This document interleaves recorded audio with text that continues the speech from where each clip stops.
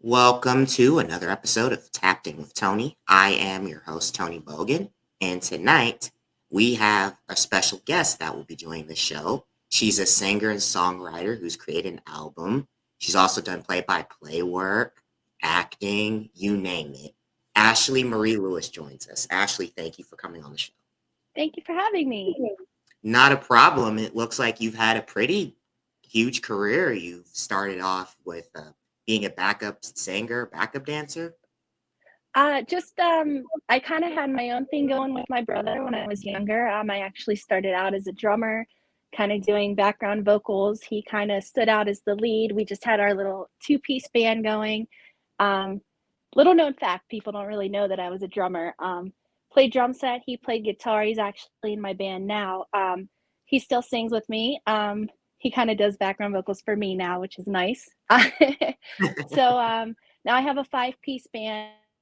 I've put things on the back burner during COVID, so we're trying to kind of start from the ground up at the moment. But we were doing that pretty consistently prior to the shutdown, but I'm trying to get back at it now. So Awesome, awesome. And for those who are just tuning in, tell us a little bit about your background. Where are you from? How you got started in music? yeah, so I was born and raised in Youngstown. Um, and I just always had a passion for singing. I knew from a young age that's what I wanted to do. I'm an EMT. That was kind of what I decided on when I was 11 years old. Oddly enough, inspired by Drew Lachey from 98 Degrees. He was an EMT.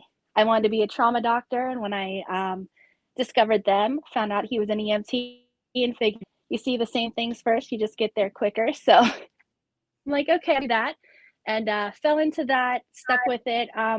When I was 18 years old, did that for a while, and moved on from that, and decided I just wanted to pursue music. So I left that after about 5 years. I'm still certified CPR instructor now, which is a dream of mine that I've had for a while. So very grateful for that. But so I left EMS to pursue music in 2010. So I went down to Nashville, recorded an album, and that's where we're at today. Awesome, awesome. And speaking of music, I know you mentioned 98 Degrees. You also Yes. were involved with another 90s group, LFO. Tell me how that came together. Yeah, I just been a big fan since I was a teenager. Um, I was very much a teeny bopper back in the day. I had seen quite a few of their concerts and just got to know the guys. Rich Cronin actually brought me up on stage up at Musica in Akron when they performed here on their reunion tour. And 14, they had brought me up on stage. I won backstage passes when they played at what was once Cafaro Field. I forget, I think it's Eastwood Field now. And so I was up on stage with them at 14, got to dance to Summer Girls, which was their biggest hit, as most people know them for. But they had incredible music. And so they reunited. They were kind of doing solo stuff for a while. And what happened in Akron was they had forgotten the words to one of their big songs, which is Can't Have You.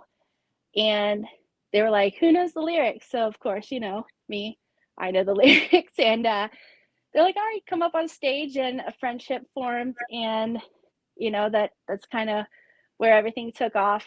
And it was, we had a good 10 years from 14 to then. And that was in 2009. And unfortunately, Rich did pass away, as did Devin, both from cancer. But they were incredible guys, incredible musicians. And I'm just very humbled to have known them both.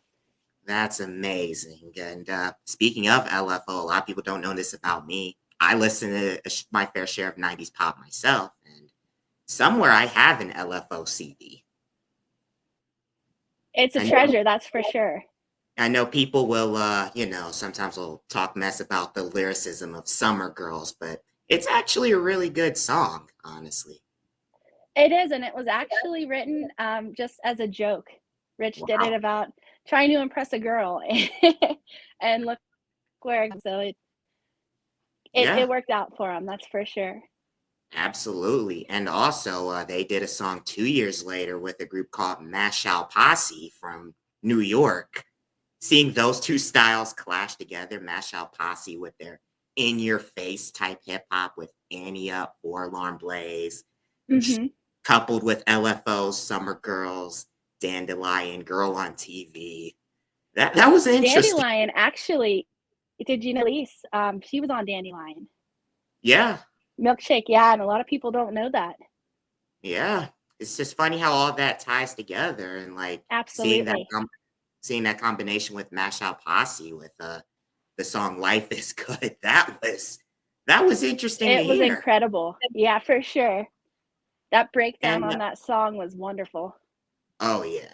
And on that, continuing on with music, you said through your time you were an EMT, and when Mhm. did you what were you looking forward to go into like when you were making your first album? So I was performing country music, like pop country, kinda Taylor Swift, she was an influence of mine, and I've always been into pop music, as we obviously just discussed, and I kinda fell into country, that's kinda what got my foot in the door, and so that's what my album is pop country, but I had always had that passion for pop and hip hop, oddly enough. I did write a song called Moving On, and there's a hip hop breakdown where I kind of rap in it. And so I kind of just wanted to go back to my roots, and that's where I'm at now, doing pop music. But I kind of reach into all genres. I was raised on oldies music, so I kind of dive into a little bit of everything. Wow. And speaking of that, I got another 90s based music question I gotta ask you since you've Yeah. mentioned it. Backstreet Boys or NSYNC? Oh, Backstreet Boys all the way. Hands down. Gotcha. KTBSPA. Keep the Backstreet Gotcha. tag alive. Absolutely. Gotcha. And that 90s music is just so fun, especially with that boy band era, with all the different types of stuff they got involved with, even with New Kids on the Block's Jordan Knight had an album. It's just so it's just so incredible to see everything that spawned from that. Robin Thicke wrote a song for Jordan Knight. The Neptunes did music for Backstreet Boys and NSYNC and Right? Britney Yeah, they did a Spears. lot with Justin Timberlake. Yeah, it's just so amazing how all of that just spawned off of that. And one of those Mhm. songs from Justin was originally first offered to Michael Jackson, of all people. Really? That I Yeah, didn't know, that's incredible. with Like I Love You with Justin Timberlake. It was initially offered to Michael. Wow. Yep. And a bunch of Neptune's music was offered to Michael, but he didn't his manager didn't take it, and a bunch of other artists did. Usher, JT, etc. Wow, can you imagine? Oh Michael yeah. Jackson doing those oh my gosh, Oh yeah. incredible. Awesome. And continuing on your music, you put out your album in 2011. Did you do any tours with it or get to promote No, it? I didn't. I didn't really do a whole lot. It's hard around here, and I have tried to reach out to other places. The problem is the funding, and I couldn't find sponsors either. So I just kind of did like grassroots things, like word of mouth. I sold quite a few records actually locally, mostly to people I knew. My dad actually, when we were coming back from Nashville, he had sold CDs on the road because we drove back and forth. So people he met, like he'd go outside for a little bit at hotels and things like that. He'd be like, "Oh, my daughter's a singer, recorded a CD." And they get to talking, and we actually had people, just random strangers, that bought the CD just from him being outside talking to people. So it was just kind of things like that. So I That's have all. quite a few still in the box, but you know, um, Spotify has helped a lot because I did actually get it up on, Spotify, Apple Music, pretty much all streaming sites. So that's helped quite a bit. But it is definitely hard around here when you don't have like sponsorships and things like that. But Oh we're yeah. working on it. We're working That's on it for sure. You definitely have to make a name for yourself, just like I am with my podcast. It's word of mouth. Absolutely. It's on Spotify and other streaming services. I'm just going to get this message out of the way right now. Tapped in with For Tony's on sure. Spotify, Yeah. Apple, all streaming services. I'm definitely going to promote it because I didn't know. I mean, we met at the games doing photography, and I didn't know that you did a podcast. So I'm excited to listen to more for sure. Oh, it was in the early stages. Like I had recorded episodes, but I had dropped them a few days later. But Oh, yeah, wow. yep. And it's been That's 38 exciting. episodes strong. How awesome. Yes, it is. And moving on from music, you got to pursue acting. Tell me about that. So that was always a passion of mine as well. I got started later in life. Um, and it kind of, I've always considered it something that goes hand in hand, music and acting. If you look at pretty much anyone in the industry, um, I mentioned Taylor Swift earlier. Mandy Moore is a good example. Justin Timberlake, even, he's done major motion pictures. If you do music, you do acting, and vice versa. And I never had any opportunities until it's about, I think, 8 years ago. I went for an audition with this agency, found out wasn't very reputable, but you live and learn. And it actually opened some doors for me. So I did an acting intensive, and they had given us resources, which was how it got my foot in the door. So it did, like I said, give me opportunities. So through that, I had submitted for some roles, which booked me my first commercial, which ended up being a Nike commercial with LeBron James. And it was hard because I'm a major Lakers fan and Kobe fan. So I had to pretend to be a Cavs fan for a week. So I, I was in Cavs clothes and I was like, oh my gosh, this is the hardest thing I've ever done. But it was incredible. Nike's amazing. And so, like I said, that opened some doors for me. I'm with an agency now that's incredible and has got me a couple roles. And so, yeah, like I said, it took me later in life, but I've done the Nike commercial. I've done the movie called Concussion with Will Smith. And oddly enough, I would like to share this story. When I was 13, I won a trip to New York from a local radio station to go see to attend his, I'm sorry, album release party for Millennium. So they flew us to New York, and oddly enough, you mentioned NSYNC earlier. They were there. So I got to meet three of them, and Will was just kind of mingling, talking to the guests. He was the most humble person.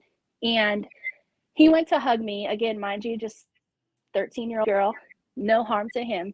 His bodyguard came and literally pushed me off of him, and I almost fell to the ground.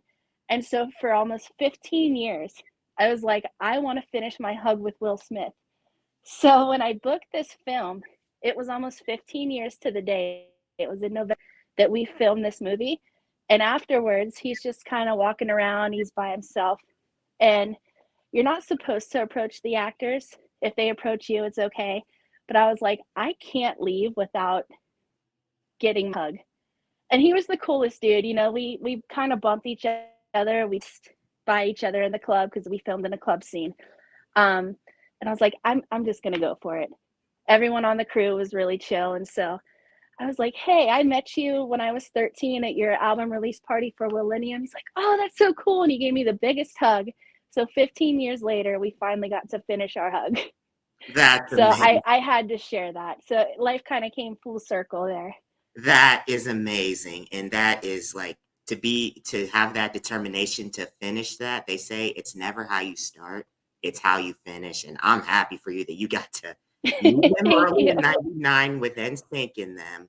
15 years later, you do a Yes. movie with him. That's amazing. And I never would have expected, one, to major motion picture, and then two, to have it be with Will Smith. I mean, it's definitely an insanely humbling experience, and I'm so grateful.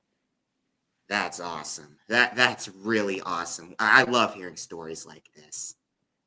My scene did get cut, but it was every second. Gotcha.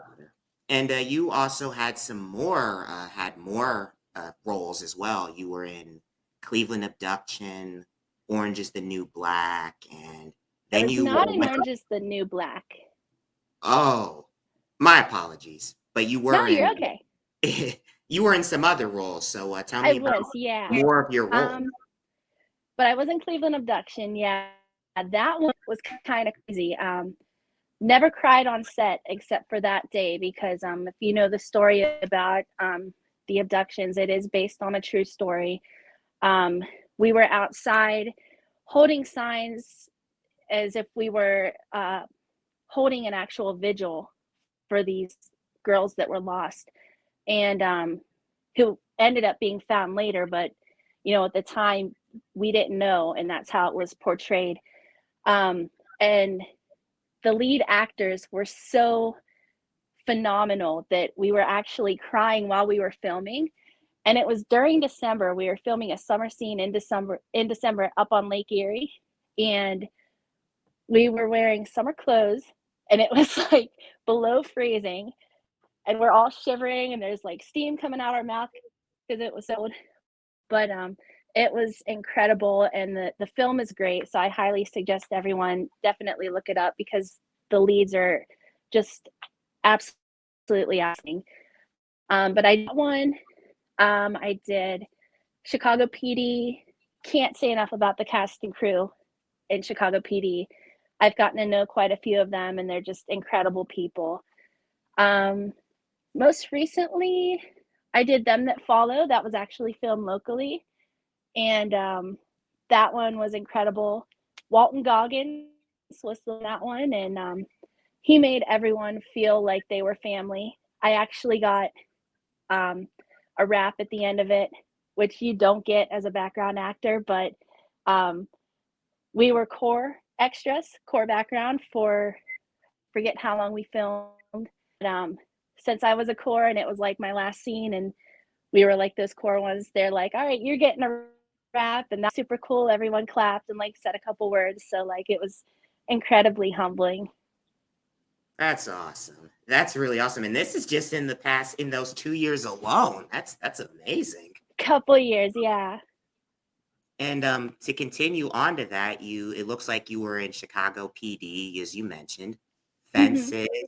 You were also in White Boy Rick, and you Yes. also got to meet LL Cool J. So give me a little insight about how each of those went. So White Boy Rick, I was just again background for all of these. I didn't have any speaking roles. It's something I'm working towards. So one day, hopefully, you could say like you knew me when. But yeah, but I did get to bump into Matthew McConaughey, and he is just a phenomenal actor. He is very focused and in tune, and he's all about working, even when the camera's off. So that was pretty cool to be a part of and witness. But I literally like bumped shoulders with him, so that was really neat. Um, but he's very down to earth, very humble. And LL Cool J is actually a friend of mine now. I got to know some of the casting crew of NCIS Los Angeles. What happened was I was oddly enough running some fan accounts on Twitter with my best friend. I don't do them anymore, but we had the biggest ones on Twitter for a while. And I was invited to the set of NCIS LA back in 2012. I visited 3 times and just got to know the cast a little bit. And Elle actually kind of keeps me in check. I've been overweight my whole life. I have PCOS, and it's basically a hormonal disorder which causes like weight gain and difficulty losing and things like that. So he always like says, hey, you staying in the gym, staying focused, like keeping on your grind, things like that. And it's funny because you see LL Cool J on stage, and there's this whole persona, and he's, you know, he's thug, he's gangster, he's, you know, all this stuff. And then you see Todd Smith, and it's this completely different person. Like, I don't know. Have you ever seen him in concert? I have not, but I believe my mom has. Oh, He's one of my mom's favorite art rappers. he's incredible. And if you get the chance, you have to go see him. I saw him in 2013, and he is incredible. Best show you'll ever see. But but yeah, you know, you see LL and you think Todd as a person, and you know, he is the most humble, down to earth, just caring, kind human being. And there's like some other things that I wish I could say on here that like I don't want to put him on blast. But there's just so much that he has done for me and my family that we're so grateful for, and I wish the world could know. But just what everyone needs to know is that he is the most incredible human being that I've ever met in my life. He is That's just amazing. such a wonderful person and deserves all the blessings in the world. Oh yeah, LL's a great guy. Like especially another '90s connected hip hop artist, For sure, even for in the sure. '80s, and another guy who also worked with the Neptunes. I found out last year that his album 10 was produced by Pharrell Williams. Pharrell's been all over the map. Oh yeah, He's he got incredible. it all. Like he's sung, he's rapped, he's done movies, skateboarding, you name it. So Yeah, it's like if you're connected with Pharrell, you've got that in. yep. And speaking of which, continuing on, how many more roles did you were you part of before COVID, and how much did COVID affect your career doing acting once COVID hit and shut it? So acting, what happened with that was put on hold for quite a while because I don't have the vaccine because of I have asthma. One of my medications is an injection, and I can't have vaccines of any kind with it. And most, I would say 99% of the roles were required to have the COVID vaccine, which again, I did not have. So I couldn't get basically any roles for a good 3 years. So acting was put way on the back burner. As far as music goes, I had a lot of gigs lined up that I had to cancel, and that was just devastating. Um, so we had like basically a whole tour lined up that had to be postponed because places were shutting down and just people weren't going out. So everything was just put on hold. And that's why, like I mentioned earlier, we're kind of starting from the ground up right now and to get back into the swing of things. Gotcha. And even for some of those, like even some of those where you probably could have been it gone, it would have been really, really risky to even have gone. Right. And you say you're starting from the ground up. Like, what are your plans with that moving forward? Because I know you said your brother does vocals and you have a five-piece band. So tell me about what you're going to be doing with that moving forward. So right now, my lead guitarist, right before everything shut down, he was with me for 5 or 6 years. Actually, just joined the Army band again right before everything shut down. So I don't know if he's coming back or not because he's still in the Army. So I'm kind of in search of a new lead guitarist, at least temporarily. So kind of just rebuilding that band, rebuilding, that camaraderie, the trust, the friendships, to just kind of go out and, have those guys that share the same goals and the same mindset that I have, where you want to just reach the top and because my dream since I was a little girl was to sell out Madison Square Garden and the Staples Center, which is now crypto, but I still call it the Staples Center. But I've always wanted to perform at MSG and even as an opener, and that's where my mindset's at. So I'm really hoping to reach that point one day. LL always says dreams don't have deadlines. It's never too late. So that's what I kind of carry with me, what I focus on, and hopefully one day we'll reach that point. Yep, absolutely. And I know you will in the future reach that point because I got started doing content for Keon Sports in my mid 20s. So, I've been doing that for 5 years. I've been doing the videography for about 3 years. So it's not how you start the race, it's how you finish the race that matters.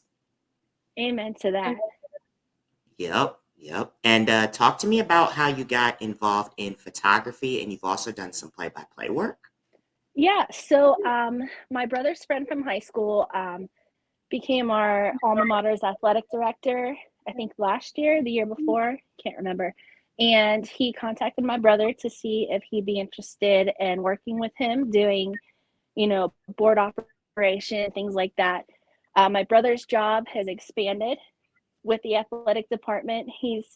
I basically say that he's his right-hand man, but there's just a vast number of things that he does that I can't even name all of it. So basically, those two work hand in hand, and they asked if I'd be interested in doing sideline cameras for the football games. So I said I would, and the athletic director liked my work and knew that I was a huge soccer fanatic. I pretty much eat, sleep, and breathe the game. I've traveled coast to coast for my teams, and when I'm not doing music, acting, and then my regular, 9 to 5 job, I'm watching soccer. I'm following soccer. So he asked if I'd be interested in doing play-by-play for high school girls team, and I said I would. He liked that and liked my work on the live cam. So he asked if I'd be interested in doing photography. And it's always been a passion of mine, just a little hobby. I'm not a professional by any means. I'm still learning the camera that I'm using when I take the basketball pictures. But I now do the boys and girls high school team. So it's definitely an honor. And like to have someone have that much faith in me and think that my work is that nice is very humbling. That's amazing. And speaking of how me and you met, I was actually initially going to be covering another Mm-hmm. basketball game that evening, but I had gotten the okay to work remotely. So I decided, you know what, I'm going to go to where I can make the tip off early because the game that I was going to go to starting at 6:15. It's like, if I'm working at home, I can go to the game at 7. So I decided to roll up there and, that's where me and you met. I got some good footage of the game, and the home team won. So it was a good That's night for awesome. all. Yeah, I And was you, telling my family. I'm sorry. Go ahead. no, no, you were saying something. I was just saying. I was telling my family about how we met. I always, when I see new people coming in, I'm always like, "Hey, where are you from?" Just kind of welcome you to our home court or home field, and because never seen you there, so I don't know. Was that like your first time, or had you been there That was before? my first time at the A. That was Was my it your first first time. time? Wow, Yep. I that's don't live awesome. that I hope far you had a from. good experience. I did. I really did. It's a nice gym. And you say you coach soccer as well. So tell me about I that. do. Yeah, I grew up playing, and the league that I grew up playing in, it's just the rec league. It's for, just kind of developing the youth a little bit. And I've always wanted to just kind of, pass my passion on. And I started coaching 5 years ago and stuck with it. I love it. I started coaching 4 and 5 year olds. I now coach 8, kind of moving up with my younger cousins in their age group. So we actually came in second place this year, and I had never even gotten to a final in our championship game, even when I played. So it was a pretty cool experience, and I'm just excited to help develop the future of soccer, both, women's and men's. So very happy that we have that in our area. That's amazing. And especially with the way women's soccer has expanded throughout the years with the success of the women's World Cup teams, the women getting equal pay, and the women Absolutely. playing in this year's World Cup. And they're obviously going to be the odds on favorite. Yes.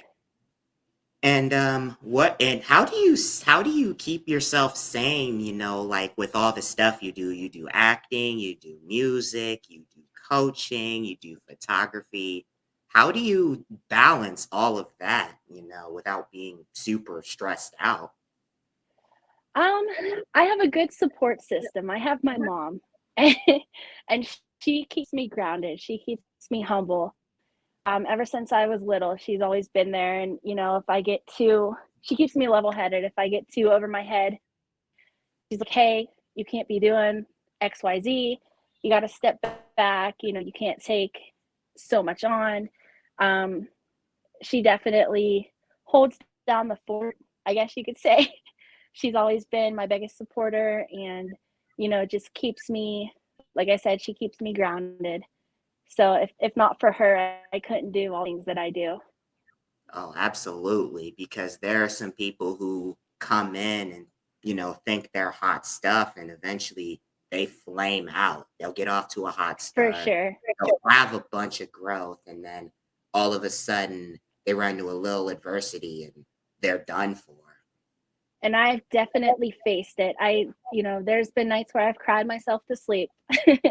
And there are nights when I still have those nights, and you just have to work through it and know that you're worth it, and you are just as important and as special and have the talents and are, you know, again, as worthy as anyone else, and just wake up the next morning and face the day and keep moving.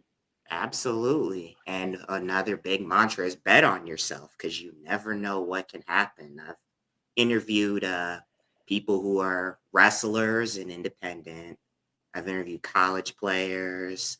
You're the first interview I've had who's, rubbed shoulders with major hip hop stars and pop stars of the 90s. And, I had someone who started a podcast recently. So I'm going to be on her podcast down the line. So you That's never so know who cool. you run into these days. Never For know. sure. Bet on yourself because you never know what can happen. Absolutely. And Ashley, I want to thank you for coming on to Tapped In with Tony today. If you have any kind of special message or anything like that, the floor is yours to share. Yeah, just, I always say, like I mentioned earlier, dream big. Dreams don't have deadlines. Like I said, LL always tells me, um, and never give up. That's that's what I live by. Every day above ground's a good day. Um, and just be grateful, stay humble, stay focused, and go after what you want. Believe in yourself. I believe in the man upstairs. I believe that you're here for a reason, and I hope that my story and everything that I've come through, which we didn't really talk much about things that I faced. I wanted to keep it positive, but I do have a story. I mentioned PCOS earlier, so I've been bullied for my weight all my life. So that's just a small part of it. Um, I hope that my story inspires people one day, and I hope that when I do reach where I'm ultimately hoping to go, that it inspires people who've walked in my shoes to never give up and to say, if she did it, so can I. Amen to that. It was great getting a chance to talk to you. And I'd already mentioned that Tapped In with Tony is available on all streaming services. And thank you guys for listening, and we'll catch you later. Thanks so much for having me.